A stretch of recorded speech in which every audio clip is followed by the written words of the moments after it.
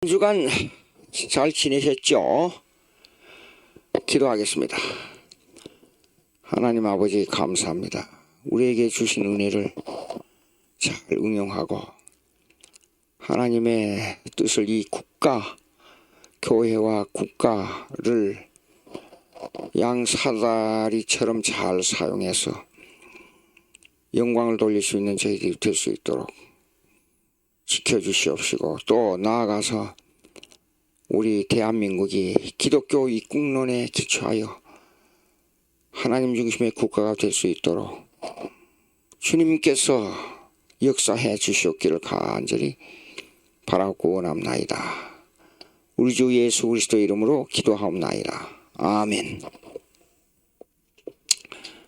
자, 보시겠습니다. 교회와, 제목이 교회와 국가론이죠. 근데 교회와 국가론 그러면 벌써 정치가 나오고 신학이 나오기 때문에 그냥 지나가는 말로 슬쩍 듣고 그냥 그렇게 할 수가 없습니다. 이 심각하게 생각하고 생각을 많이 해야 됩니다. 왜? 우리가 알아야 될 것은 왜 중세를 거치면서 로마 캐톨릭에 의해서 그 많은 사람들이 고난을 당하고 인간으로서는 도저히 견딜 수 없는 그 고통 속에서 역사가 흘러왔느냐. 또 그리고 로마 캐톨릭에 의해서 7천만이나 되는 사람들이 희생이 됐는가 생각해보고, 멸직 신앙 고백 하나 때문에 하나님 앞에서 이 신앙을 바로 고백해야 된다는 그 하나 때문에 한 지역에서 10만 명에 가까운 순교자들이 나왔는가, 이런 것을 깊이 생각해야 됩니다. 거기에는 그냥 예수 믿고 구원받았으니까 그냥 적극적 사고방식만 가지고 믿습니다 하면 그냥 평화롭게 지내고 평안한 마음을 가지고 하나님께 주신 은혜를 받았으니 우리 생활이 그냥 환난 질고 없이 그냥 지내간다, 그런 개념을 가지서는 안 된다 그 말이에요. 거기에는 우리가 상상할 수 없는 환난과 질고가 기다리고 있었는데, 거기에는 뭐냐 그러면 국가의 정치와 교회라는, 이 교회와 국가라는 개념이 그 속에 포함되어 있었다는 겁니다. 그걸 우리가 깊이 알아야 돼요. 그걸 깊이 분석해야 돼요. 그리고 아주 깊은 사상을 가지고 우리가 접근해야 됩니다. 무슨 말이냐 그러면, 여러분 투표를 했잖아요. 그 투표를 하는 뒤에 거기에는 엄청난 모략과 엄청난 악마의 이 개교가 숨어 있습니다. 근데 인간들은, 거기에 참여하는 인간들은 너무 게을러요. 예? 자, 제가 잘 아는 목사님이 계셔서 그 목사님하고 또 이번 선거 끝나고 이 얘기를 많이 했어요. 근데 그 목사님이 저하고 아주 가까운데 참관인으로, 투표 참관인으로, 그 감시원으로 들어가서 이걸 보게 됐단 말입니다. 그러니까 우리가 열 몇 개의 정당들이 나왔잖아요. 그런데 그러면 각 정당들 대표들이, 그 참관인들이 각 지역에서 열 몇 개의 참관인들이 참여해야 될 거 아니에요. 근데 반도 안 참여했어요. 그리고 저녁 12시가 되니까 졸리니까 전부 그냥 그러고 가버려요. 근데 거기에는 우리가 8번이잖아요. 8번. 이 목사님은 8번에 해당되는 것에 가서 참여를 했단 말이에요. 그러니까 12시가 되니까 다 가버리니까 다른 그 소수 정당들은 다 가버려요. 민주당하고 국민의힘하고만 남아 있었어요. 그런데 거기에 보면 어떤 곳에 가서는 이렇게, 이거 보십시오. 1, 2, 3, 4, 5, 6, 7, 9, 10 이 8번이 들어와 있지도 않아요. 예. 그러면 여기에서 투표한 사람들의 이 투표함이 갈 때 여기에서 8번을 찍은 사람들이 몇 명이 되는지는 모르지만 이것이 어디로 갔느냐 이게요. 어디로 갔어요 이게요. 8번이 이게 나오지도 않았거든요. 예? 여러분 어떻게 생각하세요? 그러니까 여기에는요 이렇습니다. 뭐 정당 투표 무슨 투표 뭐 다 외치지만은 그 배후에는 인간이 우리가 보통 상상할 수 없는 이 속이는 기술이 여기에 숨어 있었다는 뜻이에요. 예. 근데 미국에서는 투표를 할 때에 어떤 데는 그냥 학교에서 투표하고 어떤 데는 큰 집이 비어있는 집이 있으면 그 비어있는 집을 지정해 가지고 거기 투표를 한다 그 말이에요. 근데 그 장관인들은 끝까지 완전히 끝날 때까지 자기의 직무를 다 해서 그 장관인이 배석한다 그 말입니다. 근데 우리 한국은 왜 이런지 모르겠어요. 그러니까 실상은 우리가 모르는 곳에서 엄청난 이 비리가 작용하고 있었어요. 몰라요. 여기에 8번이 없어요. 없어. 제가 나온 사진 다 봤잖아요. 근데 어떤 사진에 보니까 어떤 지역에서는 여기에 8번 투표 다 이렇게 딱 전부 지정돼서 이렇게 나와야 될 거 아니에요. 이게 사라져버렸어요. 사라져버려. 어떻게 생각하세요? 근데 이번에 각 지역에서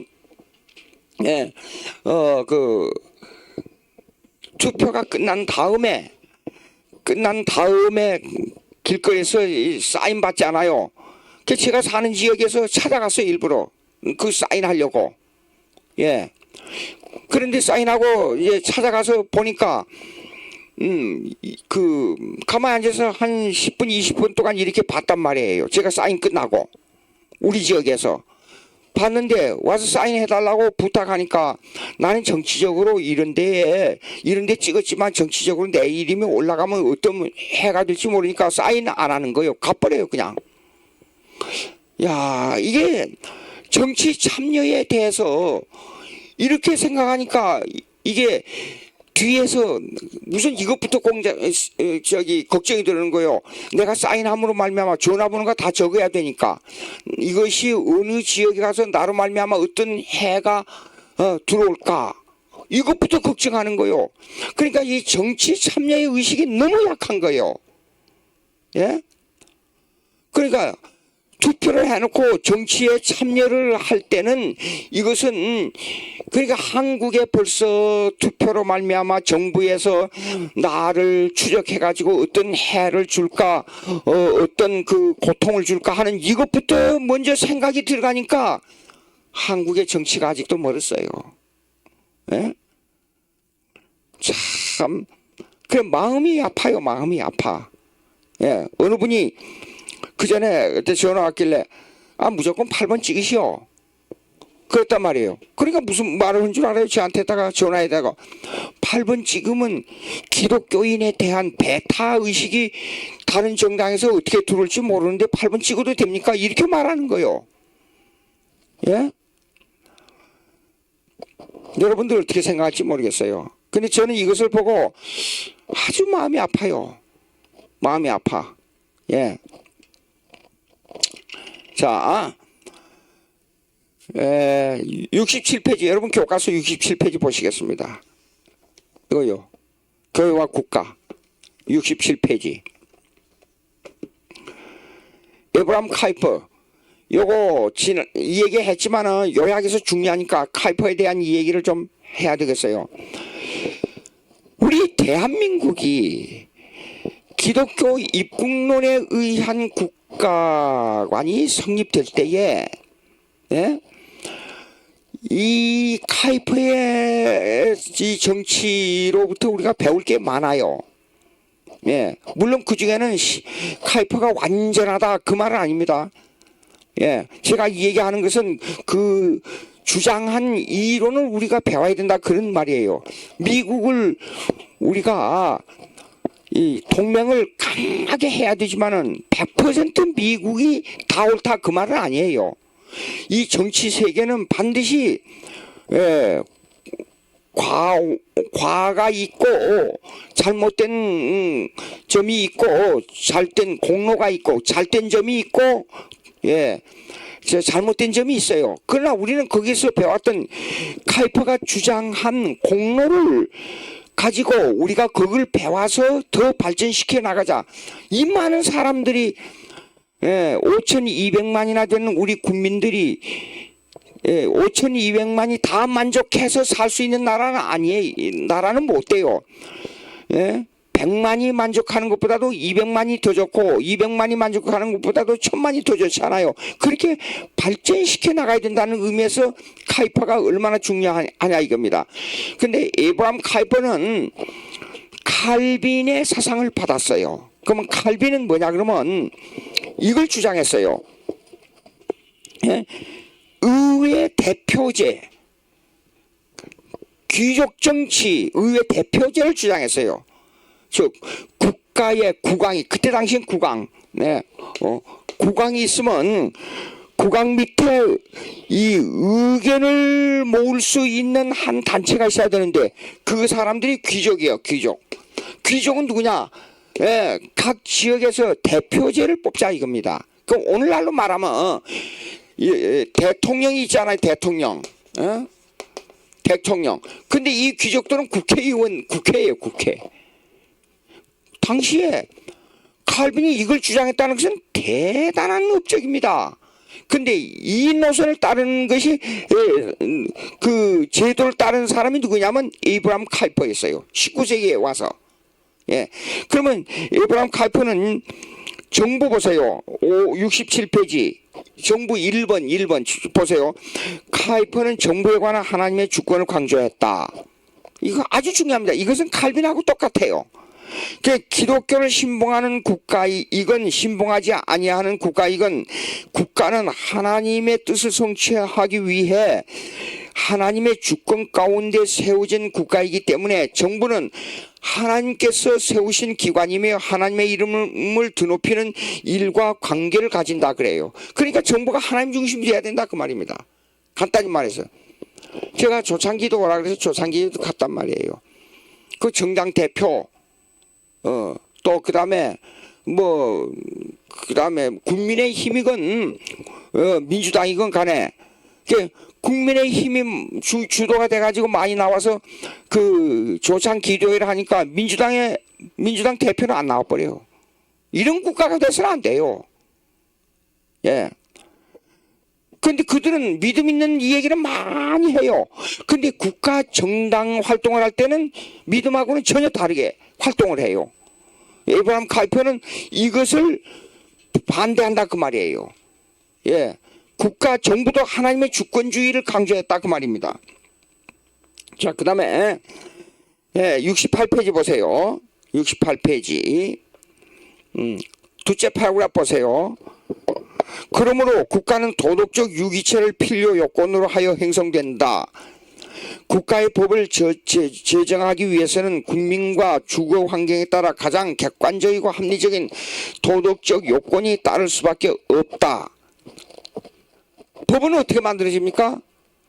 법은 국가의 법은요. 도덕이 기초예요. 도덕. 도덕의 규정은 어디서 나옵니까? 윤리에서 나와요. 윤리. 윤리는 가장 좋은 윤리는 뭐냐 그러면 이거는 성경이에요. 성경. 이 기초를 강하게 주장한 사람이 누구냐면 에이브라임 카이퍼예요. 칼빈은 여기에서 하나님의 주권을 더 강하게 강조하고 있어요. 윤리와 도덕은 뭐냐 그러면 도덕은 윤리를 실천하는 것을 도덕이라 그래요. 윤리는 도덕의 기준을 정립하는 거예요.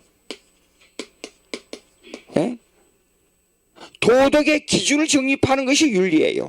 그럼 이 기준에 의해서 도덕을 실천하는 이 기준의 이 도덕의 기준을 정립하는 이것을 실천하는 것이 도덕이에요. 그러면 이 기준에 의해서 이 윤리와 도덕의 기준에서 국가의 법을 제정하는 거예요. 예. 자, 이걸 강조했습니다. 자, 그 다음에 69페이지 보세요. 정부의 형태. 정부의 형태는 입헌군주제였어요. 입헌군주제. 이게 무슨 말이냐 그러면 미국은 입헌민주주의 제도예요. 자, 이거 설명할게요.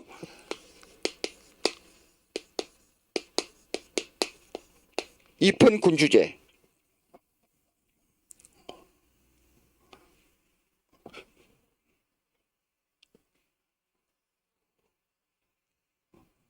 이 말은 무슨 말이냐 그러면 국가의 법을 제정하지 않아요. 아까 말씀드린 대로 에이브라함 카이퍼는 법이 제정하는 것은 맨 처음에 가장 근원이 성경이고 그 다음에 이것이 이 도덕을 규정하는 윤리가 있어야 되고 윤리에 의해서 도덕은 이것을 실천해야 돼요. 예. 그러니까 법을 자세히 보세요. 여러분 국가의 법을 보게 되면 맨 처음에 건국 이념이 나오지 않아요. 그건 윤리에 속해요. 그러나 구체적으로 들어가서 세금을 내야 된다. 에? 세금을 안 내면 법의 제재를 받아야 된다. 그거는 도덕이에요. 도덕인데 이것이 규정이 돼 나올 때는 법이에요. 요렇게. 근데 이것이 성경에 의해서 윤리가 규정되고 윤리에 의해서 도덕이 규정되고 이것이 실천으로 이어질 때 상벌이 규정돼요. 국가의 법을 잘 지킨 사람에게는 칭찬하고 공로를 인정해주고 예, 상을 줘야 돼요. 예. 그래, 그런 상들이 많잖아요, 국가에. 국가에 공로하는 사람, 특별히 군대에 가서 공로를 세운 사람들, 또 사회적으로 공로를 세운 사람들, 이런 여러 가지 국가의 상이 많잖아요. 그러나 이걸 어기는 경우는 이 사람에게는 이 실천이 잘못됐기 때문에 형벌을 가하는 거예요. 근데 이 법을 정했는데 입헌군주제라는 것은 뭐냐 그러면 여기에 의해서 법이 제정되면 이 법을 실천하는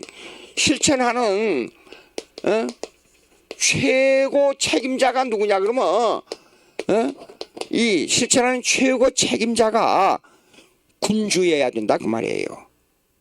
군주. 예? 왕권하고 약간 좀 비슷하죠. 왜 군주제로 하느냐? 이 책임자는 강렬한 힘을 가지고 있어야 된다 그 말이에요.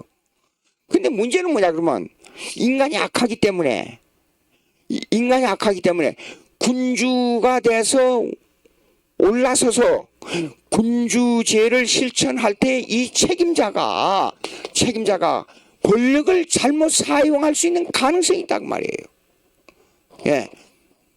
그러니까 그런데 더 조금 나은 것은 뭐냐 그러면 입헌민주제 이 강력한 법에 의해서 이 민주제를 입헌민주제를 강하게 주장한 나라가 미국이에요.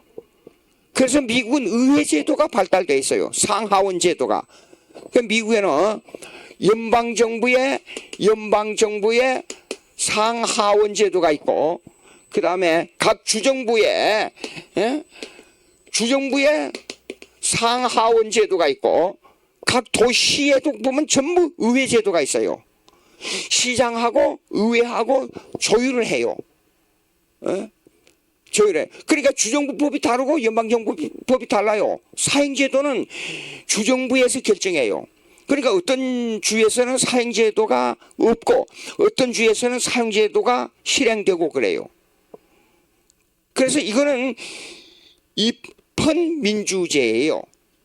예, 요 제도를 지방정부를 잘 활용하고 있는 나라가 미국이에요. 그래서 입헌민주제도가 지금 잘 발달되어 있는 나라예요.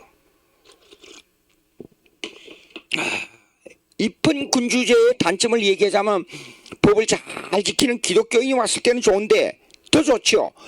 근데 그렇지 못할 때는 이것이 국가가 흔들릴 수가 있어요. 자, 그 정도로 하고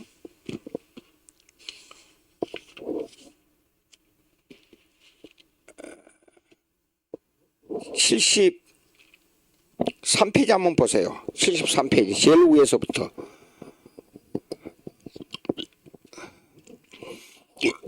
둘째 줄 보세요.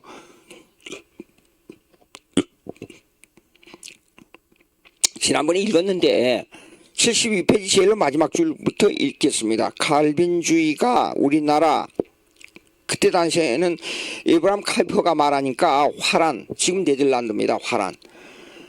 칼빈주의가 우리나라에서 승리를 거두었고 개혁파 국가 교회가 생겨났을 때 개혁파 신앙을 요구한 사람은 인구의 3분의 1이 되지 않았다. 이걸 읽으면서 느끼는 게 많았어요. 제가 요즘 전도를 하고 있는데 어느 할머니가 지나가더라고요. 보니까 열심히 일해요. 손자도 나이를 보니까 70이 넘은 것 같아요. 그래서 이 할머니에게 전도하면서 할머니 손자들도 다 커서 다 한 살림 차리고 살 것 같은데 이렇게 힘든 일을 헐떡이면서 이렇게 일하세요, 할머니. 그러니까 걸어 다닐 수 있는 한 일을 해야지요. 그래서 대뜸 할머니 예수 믿으세요? 그랬으니까 아이고 나는 불교 믿어요. 예수 믿으시기 바랍니다. 그러니까 저를 보고 자꾸만 저를 보고 아저씨라 그래요. 아저씨도 나이가 많은, 나는 아저씨가 아니고 할아버지예요. 그러면서 이제 자꾸만 말을 트기 위해서 그렇게 얘기를 하는 거예요.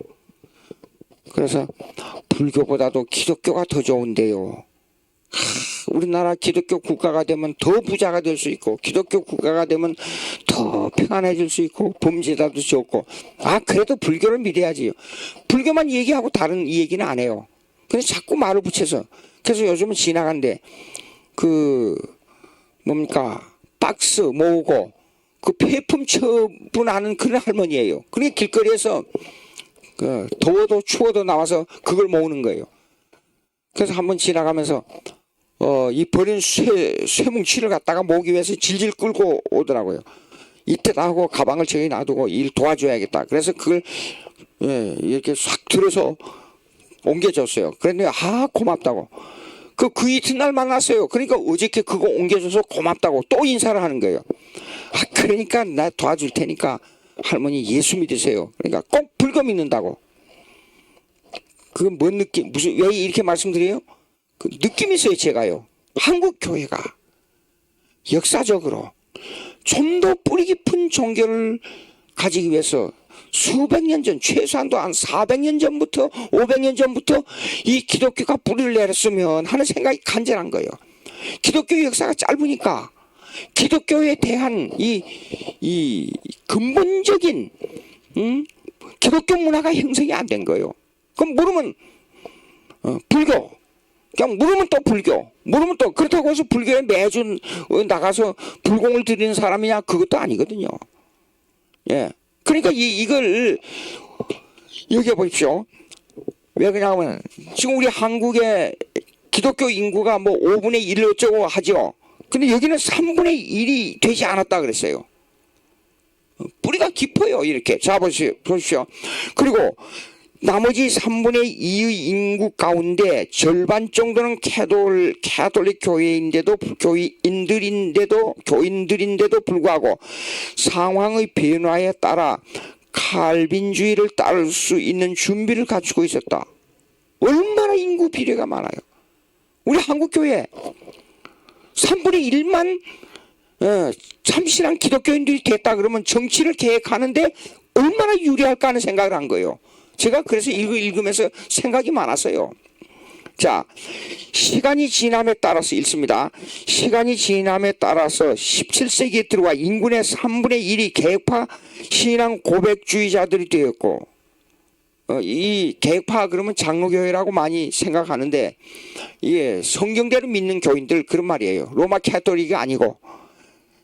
지남에 따라서 17세기 들어와 인구의 3분의 1이 개혁파 신앙 고백주의자들이 되었고 또 다른 3분의 1의 인구는 개혁파로 전향했고 나머지 3분의 1은 캐톨릭 교회에 남아 있었다. 자 보십시오. 그러면 3분의 2가 개신교로 들어와. 성경대로 믿는 개신교. 성경대로 믿는 개신교 그러면 개혁파 신앙인들이라 그래요. 예. 3분의 2가 개혁파 신앙인들로 들어왔단 말입니다. 예. 그러면 에브라임 카이퍼가 얼마나 많은 영향을 끼쳤느냐 하는 걸 알 수가 있어요. 에브라임 카이퍼는 총리였어요. 그리고 목회자였어요. 그리고 대학을 세운, 신학 대학을 세운 그 신학자였어요. 목사, 목회자, 그 다음에 신학자, 그 다음에 정치가 그랬어요. 그래 대단한 영향력을 끼치는 분이었어요. 신학자이면서 정치가. 그것은 이 배후의 3분의 국가 인구의 3분의 2가 개신교, 특별히 성경대로 믿는 개혁파 신앙인들이었기 때문에 국가의 인구의 3분의 2가 그렇기 때문에 얼마나 큰 영향을 끼쳤느냐.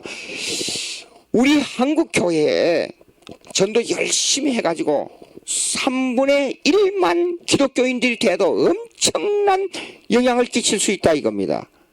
그럼에도 불구하고 제가 여기서 왜 이렇게 말씀을 드리냐 그러면 한국교회 19세기에 이원론주의 복음을 가지고 선교사들이 들어와 이원론주의 선교사들이 한국에 들어와서 복음을 전할 때에 처음에 이랬단 말이에요. 세상은 죄 이렇게 등식을 만들었어요. 세상은 악한 거 그렇게 등식을 만들었단 말입니다. 그러니까 정치, 특별히 국가의 정치 세계는 악인들이 생활하는 곳이에요. 악인들이 일하는 곳이에요. 그러면 국가가 있어야 교회가 바로 잘할 수 있는데 교회와 국가는 역사를 보면 특별히 구약시대 교회와 국가는 이 필연적으로 이것이 끊을 수 없는 관계를 가지고 있어요. 제도적 관계를 가지고 있어요. 국가의 제도가 교회 제도였고 교회 제도가 국가의 제도였어요. 성경 안 읽어요? 여러분? 하나님의 지시에 따라서 선지자가 쓰고 하나님의 지시에 따라서 왕이 쓰고 하나님의 지시에 따라서 뭡니까? 제사직이 시행됐잖아요. 왜? 국민이 원해가지고 이스라엘 초대 왕이 사울이라 그랬잖아요. 근데 하나님이 원하는 왕은 사울이 아니고 다윗이었잖아요. 그러니까 하나님이 원하는 신정 정치의 개념에 있어서는 다윗이 초대 왕이었어요. 그런데 국민들이 원해서 세워졌습니다. 근데 사울이 나중에는 변했잖아요. 그 왜 그래요? 하나님이 세우지 않았기 때문에. 그러니까 이런 관념으로 볼 때 국가는 있지 않아요. 국가는 하나님이 세우신 교회와 그 다음에 하나님이 세우신 국가와 제도만 다를 뿐이지 하나님 중심의 국가가 돼야 되고 하나님 중심의 교회가 돼야 돼요. 근데 이 세상을 악으로 보는 이 선교사들이 와서 처음에 우리 한국에 복음을 전해줬잖아요. 이것이 나중에 이 교회만이 거룩한 것이고 세상은 악한 것으로 보기 때문에 정치하는 것은 좀 나쁘다 이렇게 봤단 말이에요. 국가가 얼마나 중요한 일을 합니까? 물을 제공해주고 양식을 제공해주고 거주지를 제공해주는 기관이 국가예요. 거기에서 우리가 살아야 돼요. 그것이 가정이 이루어져요. 예?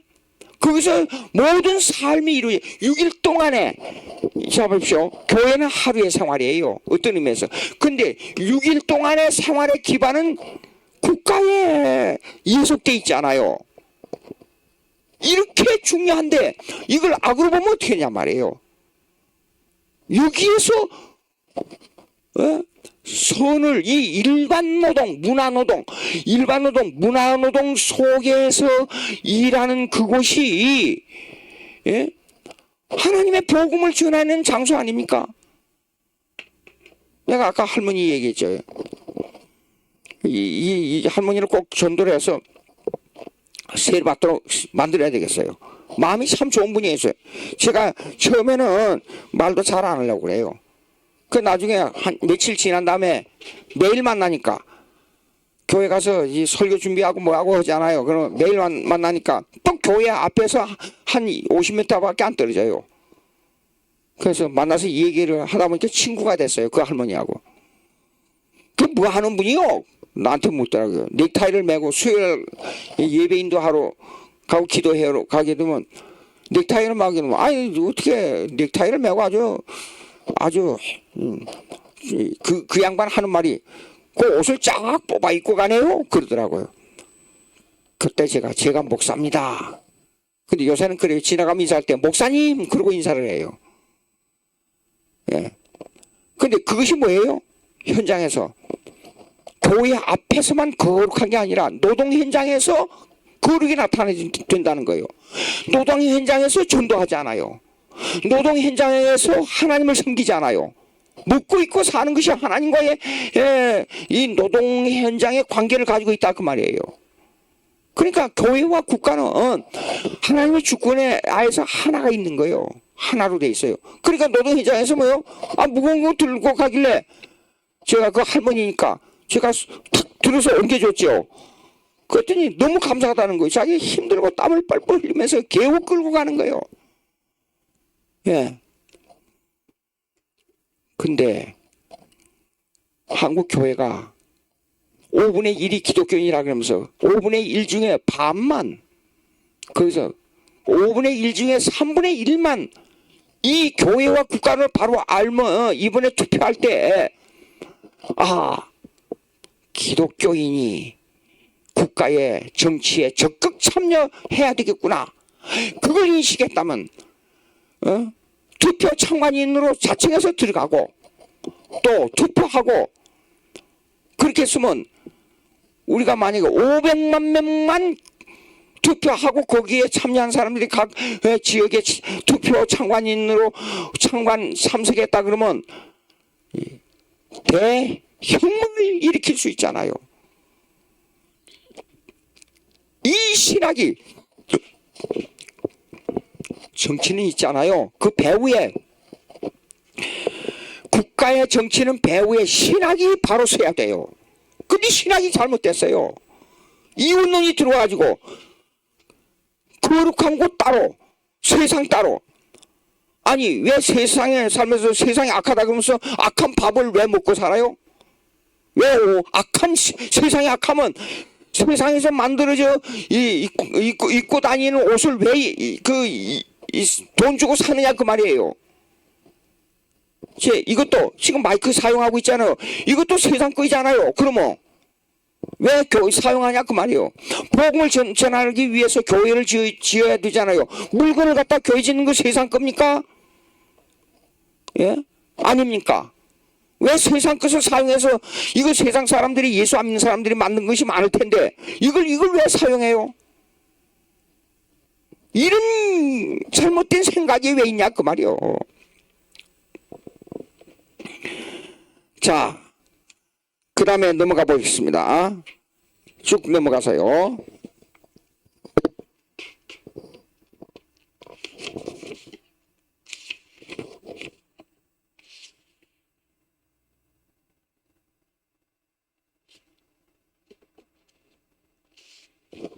당시에 문제점이 있었어요. 화란에 77페이지 한번 보세요. 77페이지 셋째 줄. 예. 76페이지 밑에서 넷째 줄 보면 법의 적용이 있었지요. 예.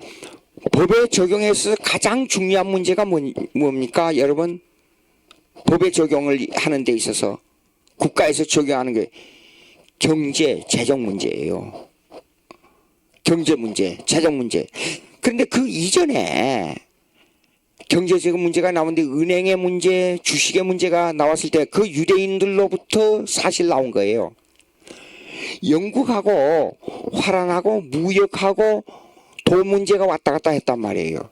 근데 영국에서는 이 유대인들의 경제 법칙이 적용이 안 돼 있었기 때문에 예, 돈을 빌려주고 하게 되면 뭐 한 번에 그냥 빌려줬다가 얼마 지나게 되면 한 번에 받는 걸로 생각했었어요. 근데 유대인들은 이 경제적 법칙을 알고 있었기 때문에 연차적으로 매년 얼마씩 갚는 것을 주장했어요.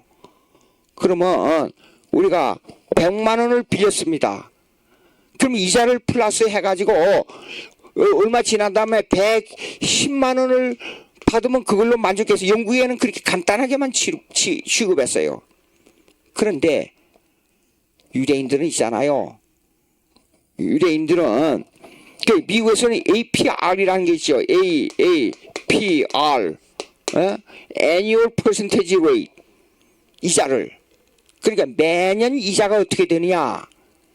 그렇게 되면 자 보십시오. 경제적으로 나가게 되면 100만 원을 빌려가지고 다음에서는 1년이 지나면 110만 원. 안 갚으면 110만 원에서 또 이자가 자라서 몇 년 후에는 120만 원이 될 수 있잖아요. 이런 것을 경제가 자라면서 이 경제적 자라는 것만큼 이 퍼센테이지를 적용한단 말이에요. 유대인들은 그래서 10년이면 10년 상환에 얼마, 그래서 경제가 자라면서 얼마니까 그걸 평균적으로 계산해가지고 이자가 못 갚을 때 이자가 얼마를 더해서 얼마를 갚아라. 가만 생각하니까 별거 아닌 것 같거든요. 영국에서 생각할 때는. 그리고 또 매년 이자가 100만 원을 가지고 있으면 매년 이 5%에 대한 해당될 이자를 갚으면서 100만 원은 그대로 또 살아있어요. 예. 그러니까 뭐 나중에 마지막 가서 5% 갚다가 10년 후에 100만 원 갚으면 되겠다. 우리가 간단히 생각할 때는 그것이 별거 아닌 것 같이 생각되죠. 근데 나중에 전체적으로 계산해 보니까 사실 100만 원보다도 몇 배를 더 나중에 주는 거예요. 예? 유대인들이요. 그리고 이런 법칙을 적용하고 유대인들에 의해서 또 그래서 은행이 왜 안 망하느냐, 은행을 잘 운영하면 안 망하고 은행이 왜 부자가 되냐는 걸 여러분들이 어느 정도 아실 거예요. 그리고 주식 있잖아요. 주식 문제. 예? 유대인들은 대단한 사람들이에요. 주식은 이래요. 투자하는 사람들 있잖아요. 이 주식을 잘못 투자하면 돈을 잃어버리지만 잘 투자하면 돈을 벌어요. 그러면 이 돈을 번 것만큼 이것을 그 투자한 사람들에게 배당을 해주지 않아요. 근데 회사는 더 벌어요. 그것이 무역을 해가지고 간단하게 경제학 책 한두 권 읽은 것 뿐이니까 저는 잘 모르는데 어쨌든 그래서 옛날에는 법학을 공부하게 되면 경제학을 공부했잖아요. 예, 지금은 안 한다 그러더라고요. 근데 왜 그런지 모르겠어요. 그 구체적인 내용 내 전공이 아니까 그냥 넘어가고. 근데 문제는 이겁니다. 국가에서 가장 중요하게 취급하는 것이 뭐냐 그러면 경제 문제예요. 왜 그러느냐? 그거는 국민들의 삶을 생활을 책임져야 되니까 그걸 조정하고 이끌어가는 것은 국가가 하는 거예요. 그 국가에서는 이 경제 부처가 아주 중요한 입장에 있단 말입니다. 예, 근데 보자고요. 여기에서 이런 문제가 있는데 여기에 있어서 금전적 지원이 나와요. 자, 환란에서 그러니까 이 나는 에이브라함 칼퍼의 머리는 뭐가 들어있는지는 모르지만은 이 머리는 이 다양성이라는 것은 아마 천재적 기질을 가지고 있는 사람이에요. 자, 첫째는 금전적 지원은 국가 교회를 구성하게 된다는 의미이다. 국가교회가 뭡니까? 이거는 교회의 재정을 국가에서 지원한다 그 말이에요. 쉽게 말해서 이렇게 가정해 봅시다. 그러면 얼마나 좋을까 하는 생각도 해보는 거예요. 개척교회를 하는데 미국은 자, 잠 들어보세요. 제가 미국 PCA 교단에 속해 있었어요. Presbyterian Church in America. 그래서 PCA라는 교단이 있어요. 그럼 이 교단에서 사실 교단이 은행을 운영하고 있는 것과 같아요.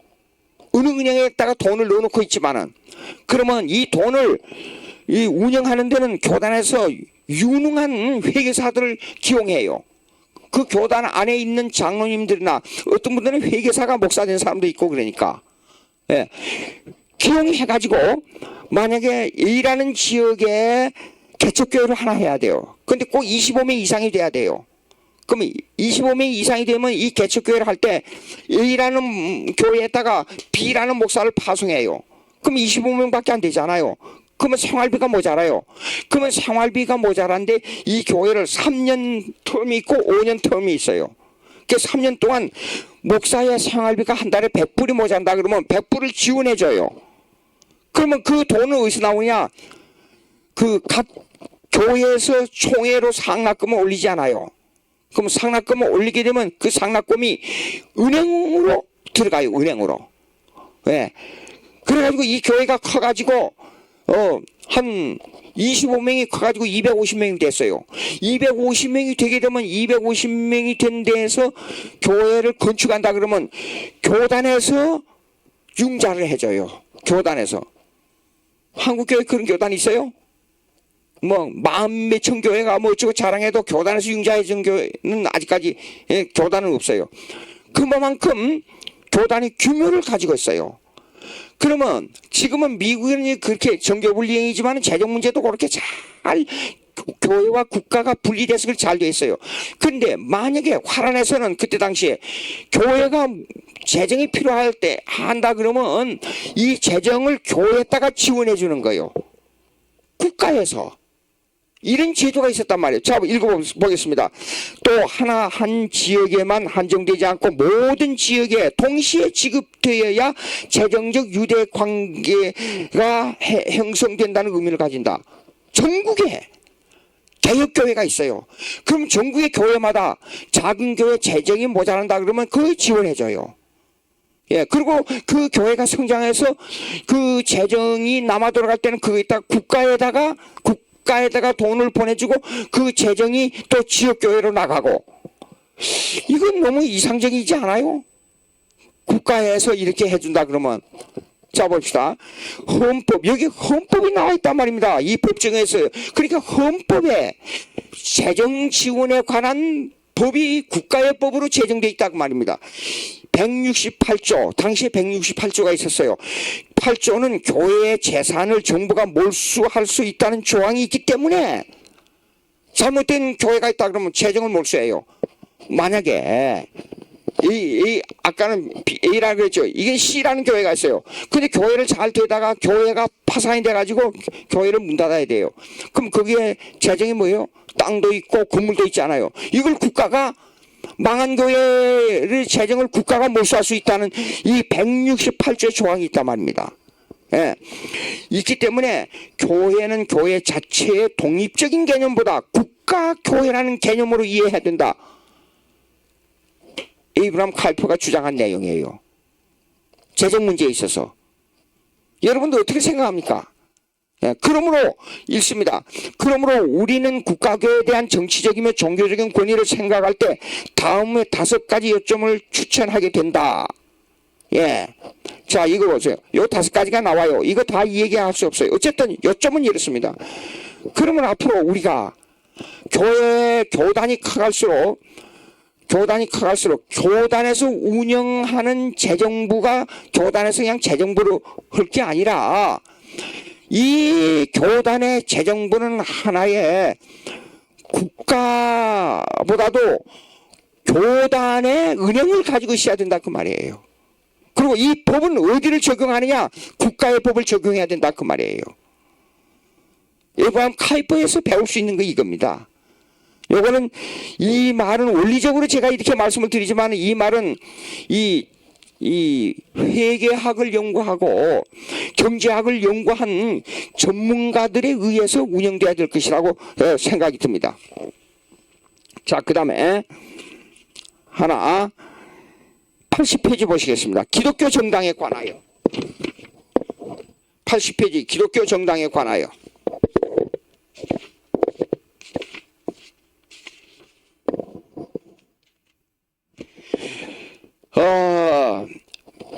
anti-revolutionary 그러니까 anti-revolutionary라는 그 뭐냐 그러면 반혁명당 혁명을 하지 않고 민주적으로만 취급하는 정당을, 기독교 정당을 만들었어요. 근데 그렇게 재미를 못 봤어요. 근데 사실 이 정당이 필요해요. 오늘 그와 같은 형태를 이루고 있는 국가가 유럽과 미국이에요. 그리고 어떤 의미에서 에브라임 칼포가 큰 일을 했다고 봐요. 정당이요. 군대를 사용한 혁명을 일으킬 수 있는 것은 정당이 하는 게 아니다 그 말이에요. 예. 근데 당시에 19세기 말까지는 이웃 나라를 침범해 가지고 20세기 초에도 그랬잖아요. 1910년에 일본이라는 나라가 우리 한국을 침범하고 종으로 삼아버렸잖아요. 그러니까 점령해서 이기면 그 나라의 속국이 되는 거예요. 예, 이긴 나라의 속국이 돼요.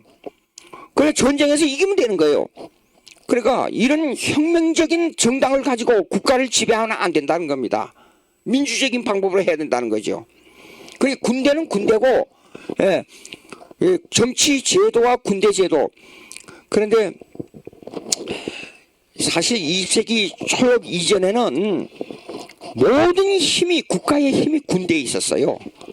그러나 지금은 군대 힘이 정부에 예속돼 있잖아요.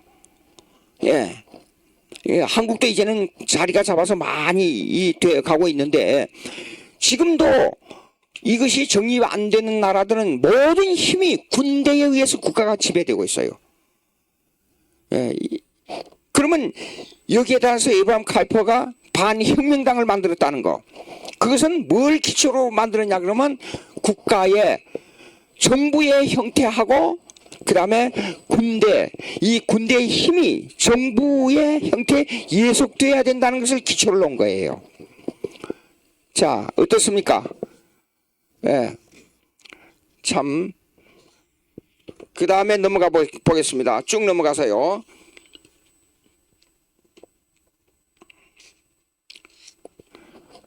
이렇게 하겠습니다. 여기서 하나 더 할 게 있어요.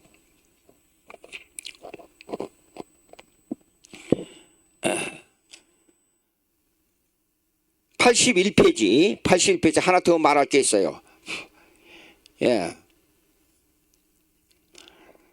제일로 마지막 파라그램 밑에서 하나, 둘, 셋, 넷, 다섯째 줄 보시겠습니다. 칼퍼는 반혁명당 형성에 대해 만약 주류 집단들이 원칙을 무시하고 질서를 붕괴시킨다면 우리는 독립정당을 창당하는 것이 합법적일 뿐 아니라 필수적이다. 그러므로 혁명을 반대하는 자들이 정당을 조직할 의무가 있다는 점에 의심할 여지가 없다. 우리는 로마 캐톨릭의 중세적 형태뿐 아니라 모든 종류의 자유주의의 형태에 대항하여 우리 나름대로 특징 있는 형태를 구성해야 한다. 우리가 주장하는 원리가 신학적으로는 충분한 뒷받침이 제공되어 있지만 정치에 대해서는 모자란 점이 있기 때문에 정당 형성이 부적합하다는 말을 들어왔다. 그러나 우리의 강령이 이러한 문제를 바로잡아 준다 라고 주장했습니다. 에브라임 칼퍼가 주장하는 거예요. 자, 그 다음에 읽고 제가 설명하겠습니다. 82페이지 다음으로 파라그램 읽겠습니다. 한편으로 칼퍼는 정치에 관한 보수주의자들과의 단절을 선언할 수밖에 없었다. 이는 헌법적 자유주의자들과 연관되어 있다는 것을 의미한다. 그는 오히려 우리는 사회의 유기적 권리를 옹호하기 위하여 급진주의를 선호한다. 그러므로 우리는 보수주의자들의 집단에 속하지 않으므로 그들의 부패를 조장하지 않고는 견딜 수 없는 이 일에 동조하지 않아야 한다. 여기까지만 읽겠어요. 무슨 말이냐 그러면 당시적 정치적 집단은 보수주의적이었어요. 보수주의적은 뭐냐 그러면 그때 당시에 정치적 집단이 보수주의적이라 하는 말은 뭐냐 그러면 신학적이 아니고 정치적 보수주의를 말하는데, 이 정치적 보수주의는 뭐냐 그러면 당을 창설하거나 자유대로 당을 만들어서 국가에 참여하는 것을 반대하는 그런 입장이었어요. 예. 그런데 에브라임 카이퍼는 반혁명당을 만들면서 자유대로 자유롭게 정당을 만들어서 이 정당 활동을 할 수 있다는 걸 주장했어요. 예. 그러니까 이러면 정치적 보수, 정당을 만드는 것을 자유롭게 만드는 것을 반대하는 자들의 입장에서는 에브라임 카이퍼가 정치적 이방인 취급을 당했다 그 말이에요. 그러니까 정당은 마음대로 만들 수 있는 겁니다. 그런 의미에서 한국에 기독교 정당이 있어야 돼요. 예. 기독교 정당이 있을 때 기독교라는 이름이 나오게 되면 왜 기독교인들이 기독교라는 이름을 가지고 있는 정당을 반대해요? 이상해요.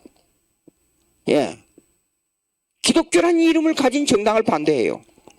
근데 당시에 반혁명당은 에브라임 카이퍼의 반혁명당은 3분의 2가 개혁파 신학, 성경을 하나님 말씀으로 믿는 그런 입장에 서 있는 기독교인들이 있었기 때문에 반혁명당 하게 되면 자유롭게 정부의 형태에 참여할 수 있는 정당이라는 것이 반혁명당은 기독교인 정당이라는 걸 알았어요. 그때 당시에요. 그런데 자유롭게 정당을 창설하는 것을 강조하고 나왔단 말이에요. 그때 당시는 도저히 이해가 안 되는 입장이었습니다. 오늘날 우리가 20세기 그러면 19세기하고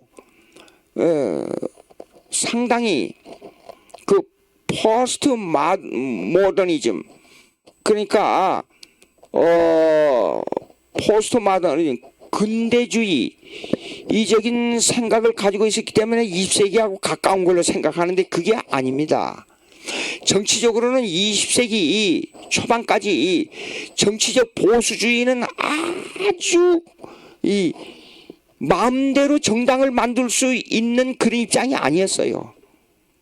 근데 마음대로 정당을 만들 수 있다고 주장한 사람이 뭐냐 그러면 에브라임 카이퍼였어요. 예. 예.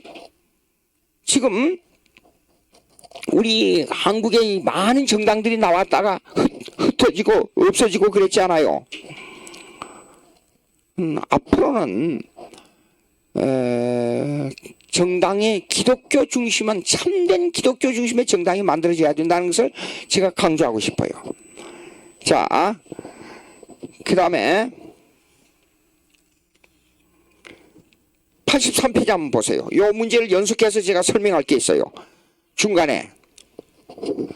그러면 정당들끼리 협력을 논의할 기반이 조성되어 있는가라는 문제에 대해서 이제 카이퍼가 정당을 만들었습니다. 그럼 정당들끼리 토의가 돼요?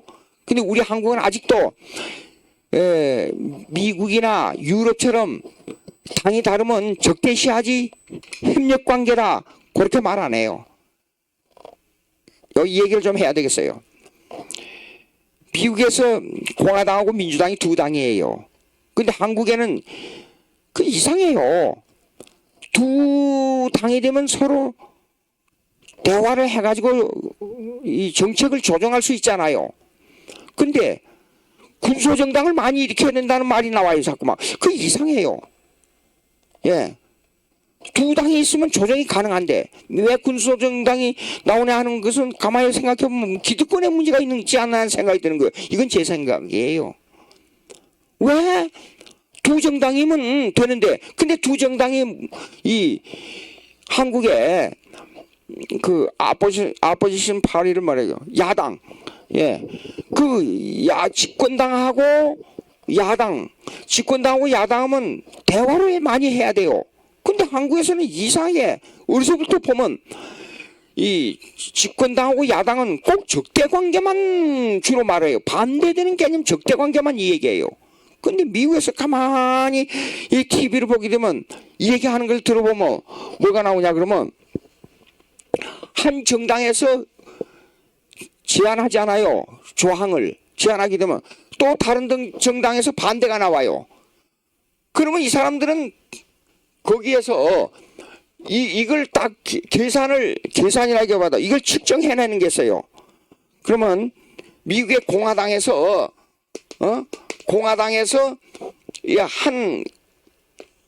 이 제안을 이렇게 법조항을 제안을 하잖아요. 그러면 그다음에 반대당이 민주당이에요.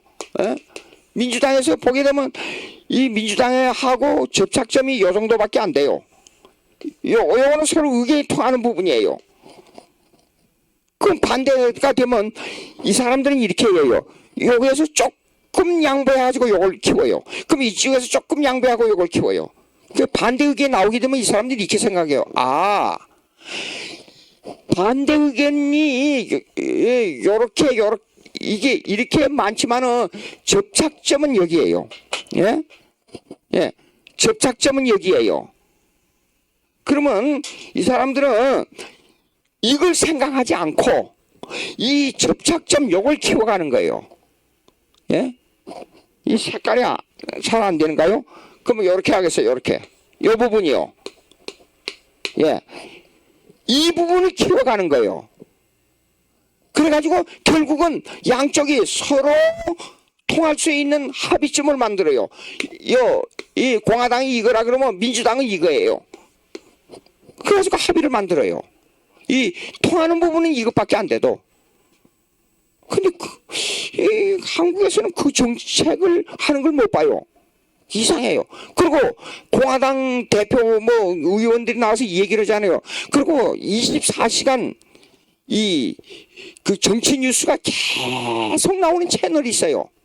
여기도 국회 채널이 있지만은.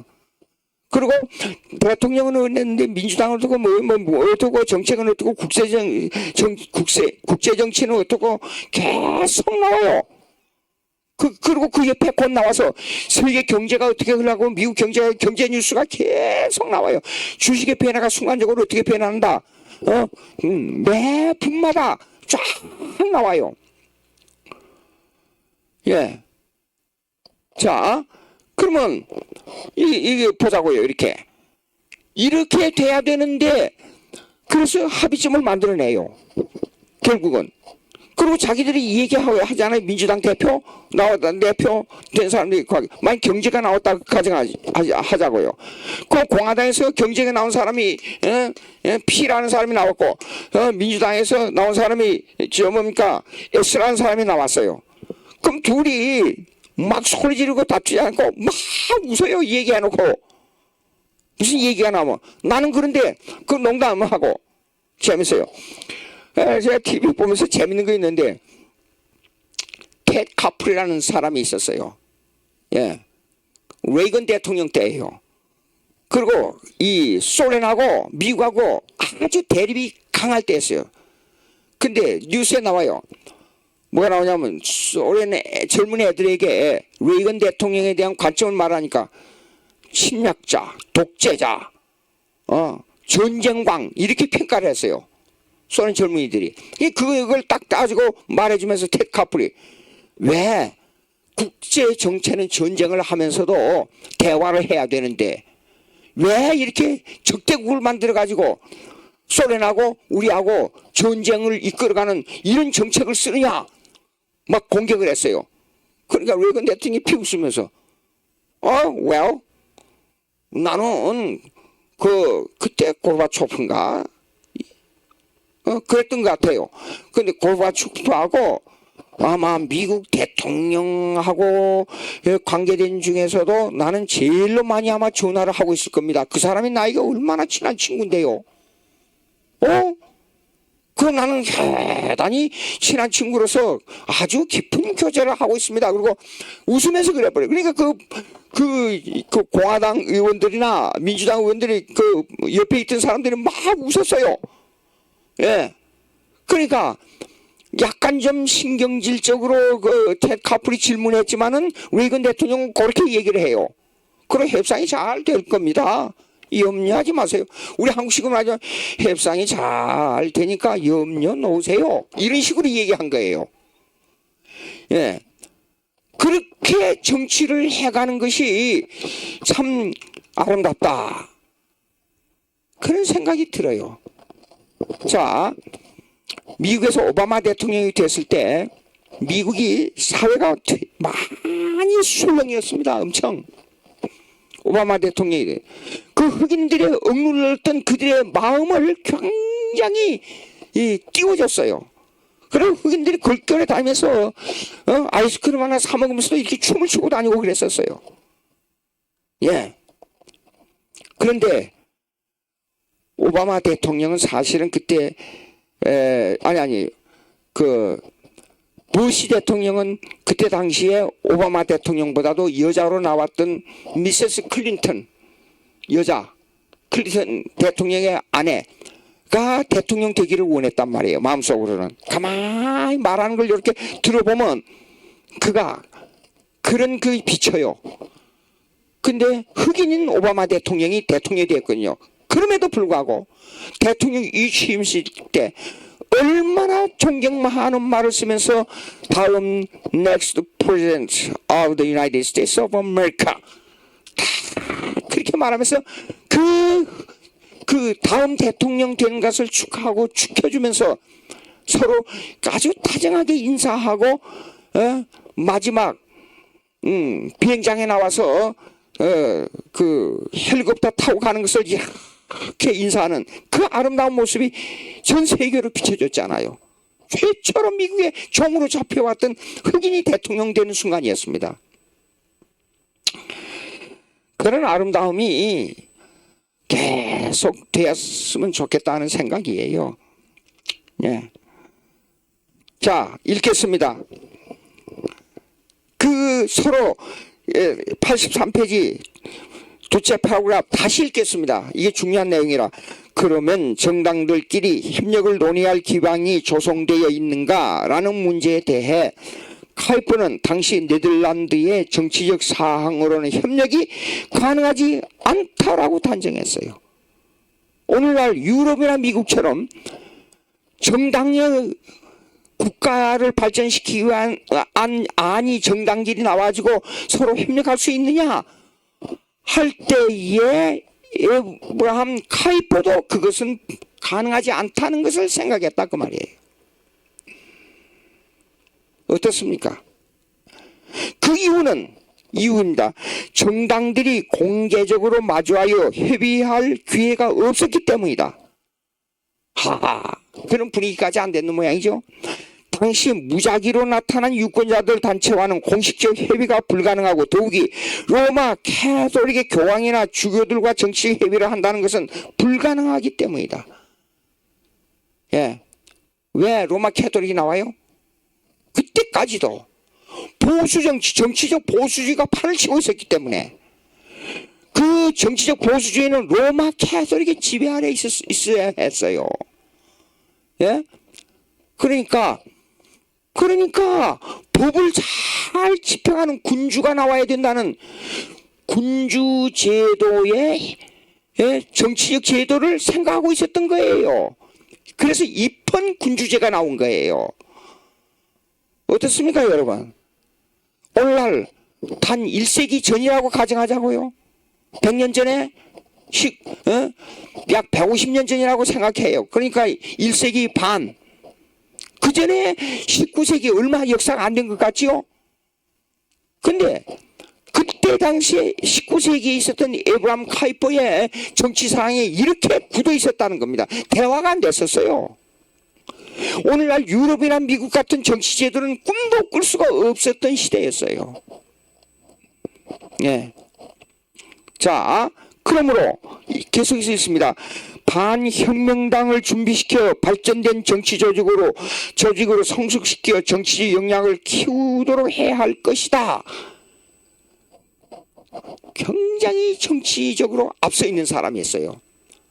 이렇게 굳어있는 정치를 정당이 있다 그래도 정당끼리 합의를 꾸려내고 협상을 해서 이 법안을 완성시켜 가지고 국가를 이끌어간다 하는 것은 생각지도 못한 시대에 에브라함 카이퍼가 반혁명당을 만들어 가지고 그 생각을 했대. 왜 반혁명당이냐?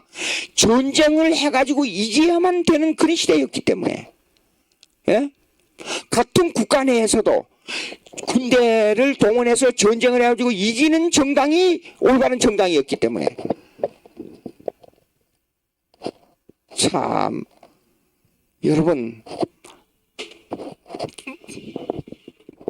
제가 북한에서 이 보험 때문에 북한에서 온 사람들을 자주 만났었어요. 근데 북한에서 온 사람들 얘기를 자세히 들어보죠. 하나가 딱 생각이 꽂혀 있잖아요. 그 완전히 외골수예요. 왜 그러는가?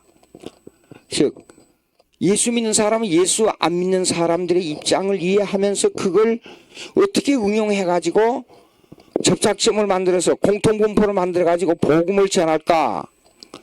이런 생각보다도 흑백 논리로 가지고만 얘기하잖아요. 예수 안 믿으면 지옥 갑니다. 그럼 끝나버려요. 예.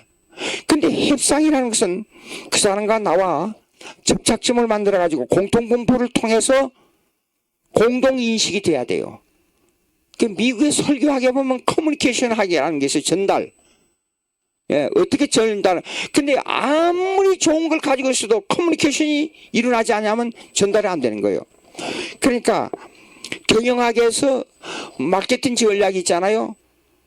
이 시장 점유하는 전략이에요. 시장을 어떻게 점유하느냐 하는 전략이에요.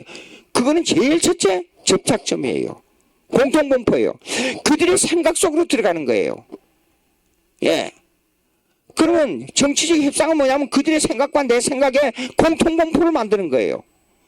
그런데 이것을 생각했다는 것은 19세기에 아주 정치적으로 협상이 불가능한 굳어 있는 상황 속에서 에이브람 칼퍼가 반혁명당이라는 기치를 들고 이것을 생각했다는 것은 대단히 선구적인 역할을 한 거예요.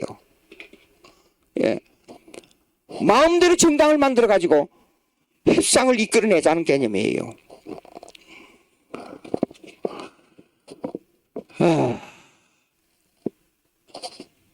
제가 중학교 다닐 때에 4.19가 일어났어요. 저를 보고 아직도 어떤 사람 만나면 60대라 그런 사람이 있어요. 근데 어쨌든 젊게 보여서 기분 좋아요. 예. 그러고 나서 1년 후에 5.16이 터졌단 말이에요. 근데 이승만 대통령이 4.19로 말미암아서 물러났잖아요. 예. 또 5.16 민주당이 1년 정도밖에 집권을 못해서 아주 무능했잖아요. 근데 거기도 쫓겨난 셈이죠. 그리고 경제 발전을 일으킨 박 대통령도 결국은 시해 사건으로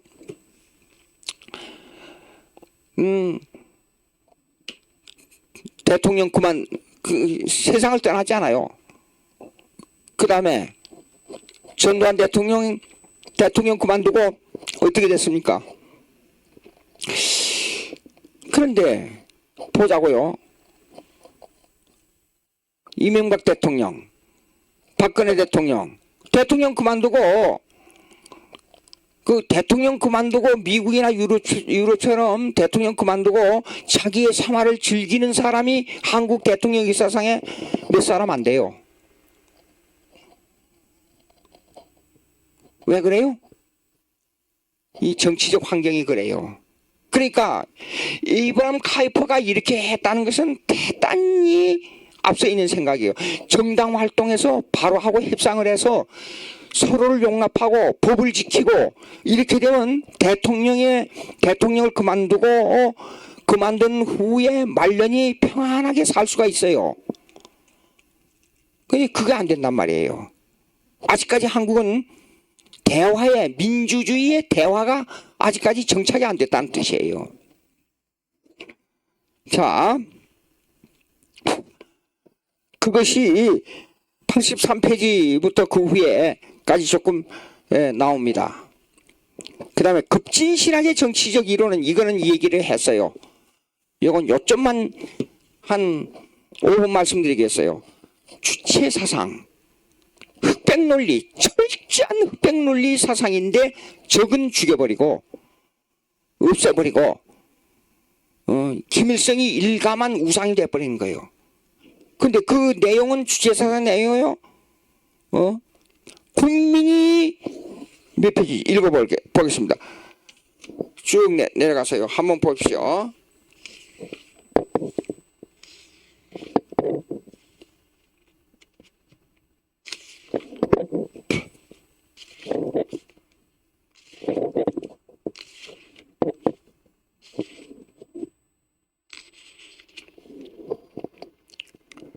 이 주체사상에 자기들이 예,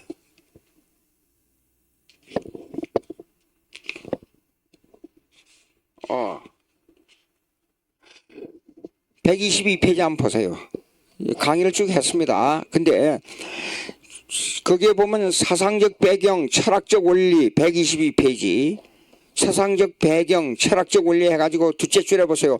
사람이 모든 것의 주인이다 그랬어요. 근데 그게 아니에요. 주체사상은. 말은 그렇게 합니다. 근데 사람의 모든 것의 주인이라 하는 최고봉이 누구냐 그러면 김일성이에요. 그래서 김일성을 잘 섬기는 것이 여러분들이 잘 사는 길이다. 그렇게 말해가지고 사람을 그 방법으로 억누른단 말이에요. 예, 말은 사람의 주인이다 그러고. 그러면 왜 억누른 방법이 뭐냐? 사람을 가장 잘 섬기는 사람이 김일성이었다. 그러니까 여러분들이 주인이니까 여러분들이 주인의 주인인 참 주인을 잘 모셔야 된다. 그래서 김일성이를 잘못 모시게 되면 그냥 뭐 재판도 없고 그냥 처형시켜버려요. 죽여버리고 마는 겁니다. 사람을 동물로 보니까 죽음 후에는 아무것도 없다. 그렇게 보는 거예요. 자, 그러면 이것은 뭐냐 그러면 사람의 주인이라는 개념은 뭐냐 그러면 해방신학하고 70년대 한국의 민중신학하고 통한다 그 말이에요. 민중신학은 경제적 압박, 정치적 압박을 받는 사람들을 해방하자. 그 다음에 남미의 해방신학 역시 정치적 압박, 경제적 압박을 받는 사람들을 해방하자. 근데 민주주의 신학의 주제는 뭐냐면 구조학을 깨자. 그게 주제예요. 근데 해방신학은 압박받는 사람들을 자유롭게 만들자. 그게 주제예요. 근데 주체사상은 주제가 뭐예요? 사람이 모든 것의 주인이다. 이게 주제예요. 딱. 근데 주체사상이나 해방신학이나 민중신학은 사람 중심이라는 말이 맞단 말이에요. 통한단 말이에요. 자 보세요. 남미의 해방신학은 압박받는 사람을 자유롭게 하자. 민중신학은 압박받는 압박받는 이 사람들을 구조학에서 풀어내야 된다. 근데 똑같지만은 뒤에 압박받고 이 자유를 주고 이 뒤에 있는 이 사람들이 압박받는 것이 뭐냐? 정치적으로 압박받고 경제적으로 압박받는다. 여기에서 이끌어내자 그 말이에요. 구조학에서 이끌어내고 경제적 구조가 잘못됐어. 정치적 구조가 잘못됐어. 이걸 깨자. 그 다음에 해방신학이 뭐예요? 왜? 경제적으로 정치적으로 압박받는 사람을 여기서 끄집어내자. 근데 주체사상도 사람이 주인이라면 사람이 주인이에요. 사람이. 예, 똑같이 사람을 끌고 들어오잖아요. 예. 예. 그렇게 됐단 말이에요. 예. 지금 그러니까 우리가 이런 것을 똑같이 말하지만은 여기에는 문제점이 있다는 겁니다. 뭐냐? 하나님 중심이 안 되면 다 틀려요. 예. 자, 결론적으로 얘기하자고요. 남미의 해방신학. 한때는 그 나라들이 선진국에 속했잖아요. 근데 신학이 잘못되니까 이 나라가 지금 후진국으로 떨어져 버렸어요. 남미가. 예. 이제 한국도 그나마 한국에 제가 강의로 다니면요. 그래도 한국의 교회 갈 때마다 신학교 갈 때마다 보면 국가를 위해서 그렇게 기도하는 사람들이 정말로 가슴을 털어놓고 기도하는 사람들이 많아요. 이게 감사한 일입니다. 이게 잘 돼야 돼요. 우리나라가 기도가 기초해야 되고 말씀에 기초해야 되고 교회에 참신한 성도들이 정치에 적극 참여해야 돼요. 예. 자, 이런 공통점이 있다는 것을 명심해 주시기 바랍니다. 그 주체 사상의 문제점. 그 다음에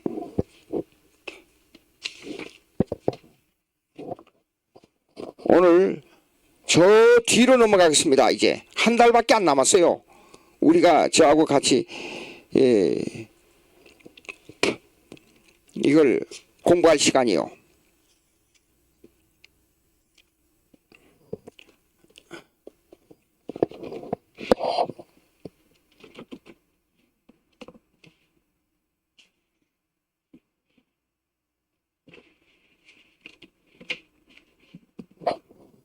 (277페이지로) 넘어가겠습니다. 277페이지. 277페이지. 기독교 윤리학과 정치. 예, 거기에서 어디로 넘어가냐 그러면 283페이지 보시겠습니다. 윤리학 측면에서 본 국가. 아까 제가 말씀을 드렸지요. 국가의 법은 성경에 기초해야 되고 또 그 성경에 기초한 국가의 법은 먼저 윤리적 개념에서부터 나와야 되고 그 윤리적 개념은 또 이 도덕을 말하게 되고요. 순서적으로 제가 다시 말씀드리겠어요.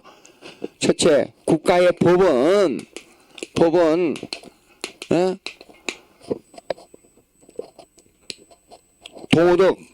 도덕으로부터 나와야 돼요. 어떻게 행하느냐 하는 도덕. 이 도덕은 윤리로부터 나와야 돼요. 윤리. 그러면 이 윤리는 뭐냐면 도덕을 결정하는 원리예요. 윤리는 도덕을. 자, 이렇게 봅시다. 학생이 하나 있어요. 학생이 하는데, 야, 네가 앞으로 열심히 공부하고 성공하게 되면 앞으로 국가를 위해서 이 일을 해야 된다. 그러기 위해서는 내가 어떤 일을 어떻게 해야 된다. 그거는 윤리예요. 그러나 현장 속에 들어가서 어떤 일을 하고 공부를 열심히 하고 어떻게 해야 된다 하기 위해서는 내가 먼저 남을 괴롭히지 말라. 그 다음에 도적질 하지 말라. 이건 도덕이에요. 예. 그리고 시간을 아껴라. 이건 도덕이에요. 오케이. 그럼 열심히 공부하고 훌륭한 사람이 되어야 된다. 이거는 하나의 윤리의 과정에 속해요. 윤리라는 과목에 속해요. 과목. 예. 그런데 그러면 이 윤리는 어디서 나와야 되냐? 이거는 성경에서 나와야 돼요. 예? 예수 믿는 국회의원들이나 장관들 만나면 예수 믿고 그거 한 것은 교회에서만 적용되고 나 개인에게만 적용되지 국가에 적용된다는 생각이 적어요. 얘기해보니까. 예? 왜 문제가 있는 거예요? 이것이 이 성경에서 나온 국가관은 뭐냐면 국가관의 윤리, 국가관의 도덕, 국가관의 법. 구체적으로 얘기하자면 우리 헌법의 원리, 맨 처음에 윤리부터 나오잖아요. 그러면 우리 한국의 헌법에 뭐냐 홍익인간의 이념이 나와요. 그 윤리적 개념이에요. 그러지 말고 미국이나 스위스처럼 종교의 자유부터 나와야 돼요. 우리는 하나님을 잘 성경대로 믿는 하나님의 국가가 하나님을 성경대로 믿는 하나님의 백성, 성경대로 믿는 국가관이 돼야 된다는 종교의 자유를 말하고, 그 다음에 근데 헌법 1조에 나온 건 뭐예요? 뭐 우리는 민주공화국이다 뭐 어쩌다, 이건 윤리적 개념이잖아요. 예. 근데 미국처럼 종교 자유부터 나왔으면 얼마나 좋겠냐. 홍익인간이 2년 빼고 그런 생각이 드는 거예요. 그러고 나서 몇 조 하게 되면 도덕질 할 때는 어떻게, 살인을 어떻게, 뭐뭐 규정을 어떻게, 이거는 도덕이에요, 도덕. 근데 이것을 규정하는 이 규정이 바로 이것을, 이 행위를 규정하는 것이 도덕인데, 이것이 규정하는 것이 법으로 제정돼서, 이 법은 뭐요? 어떤 사람은 어떤 일을 해서 어떻게 되면 어떻게 처벌하고, 어떻게 하게 되면 이런 방법으로 처벌하고, 이건 법이잖아요. 이런 관계를 가지고 있어요. 그러니까 윤리학 측면에서 본 교회와 국가는 뭐냐? 지금 이걸 설명했기 때문에 읽습니다. 혹자들은 도덕과 윤리의 정의를 내리는 데 있어 아주 혼동을 일으키는 경우가 있다. 도덕은 시공간에서 실천을 어떻게 행하는가에 초점을 맞추는 규범이다. 설명했습니다. 윤리는 도덕을 행하는 원리를 제공하는 본질이다. 그러므로 윤리는 교리를 실천하는 데 대한 도덕적 규범이다. 도덕은 그 윤리에 의한 실제적인 실천을 행하는 규범이다. 자, 그 다음에 다음 패러그래프 읽습니다. 기독교 윤리는 세상 어떤 윤리보다도 탁월하며 가장 근본 원리가 되는 하나님과의 관계에서의 윤리이다.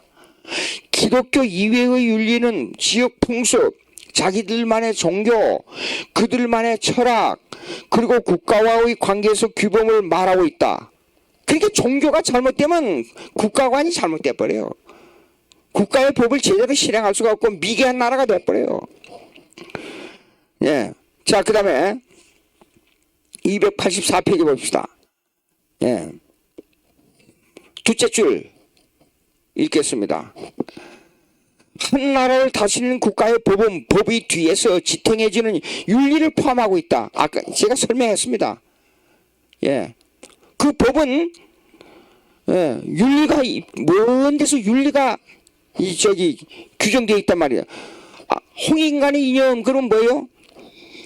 하나님 중심이 아니고 인간 중심이잖아요. 그럼 하나님을 전제하지 않고 인간을 어떻게 귀하게 생각하느냐 하는 것은 문제가 있잖아요. 하나님 중심이 돼야 인간을 귀하게 생각하는 거예요. 인간의 자력으로 남을 귀하게 생각할 수 있는 힘이, 그건 한계가 있어요. 부분적으로는 조금 되죠. 예, 있습니다. 그것이 바로 윤리적 개념이에요. 자, 셋째 줄 있습니다. 거기에는 인간을 어떤 관점으로 정의하느냐의 윤리를 말한다. 예, 그렇죠? 그리고 국가를 다스리는 법은 국가에 속한 국민들이 어떻게 법을 준행하느냐의 행동을 규정한다. 그러니까 국가와 윤리와의 관계는 딱 헌법 전문을 보면 알 수 있어요. 근데 우리 한국의 헌법 전문이 어느 부분으로 가면 종교와 국가는 분리, 이것만 딱 얘기하고 있지, 그 분리를 하나님의 주권사상에 제도적으로 말한 곳이 없단 말이에요. 너무나도 수박 그달기식이에요. 예. 그럼 미국은 헌법 전문이 딱 나와요. 보게 되면 종교의 자유가 나와요. 자, 근데 그 종교의 자유 개념을 해석하는 걸 보게 되면 우리는 로마 캐톨릭이나 다른 종교로부터 억압받지 않고 하나님을 마음대로 믿을 수 있는 자유를 달라, 그 말이에요. 우리 한국도 좀 그런 걸 삽입시킬 수가 없는지 모르겠어요. 우리 기독교인들이 우리 민족에 예수 믿는 사람들이 우리 그 국민의 3분의 1이 된다 그러면 그게 가능하리라고 생각돼요. 열심히 전도해가지고 이렇게 해야 돼요. 그리고 국가관을 넣어줘야 돼요.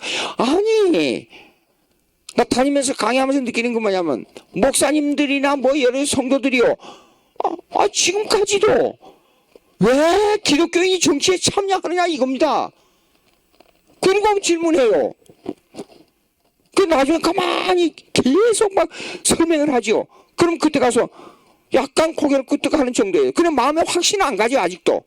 그러니까 선입관님이 딱 잡혀버렸어요. 처음 선교사들이나 그 다음에 특별히 이걸 아주 간사하게 사용한 일본 사람들이요. 종교 불리니까 국가는 국가의 정책을 시행하라 그러면서 우상에 절하라 그랬잖아요.